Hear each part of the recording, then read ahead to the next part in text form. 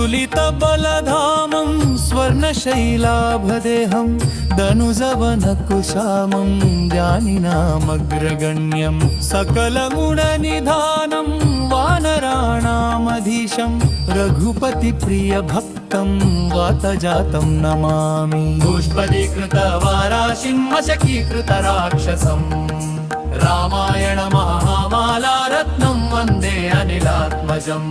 यत्र यत्र रघुनाथ कीर्तनं तत्र तत्र कृतमस्तकाञ्जलिं बाष्पवारि परिपूर्णलोचनं मारुतिं नमत राक्षसान्तकम्। मनोजवं मारुततुल्यवेगं जितेन्द्रियं बुद्धिमतां वरिष्ठं वातात्मजं वानरयूथमुष्टम्।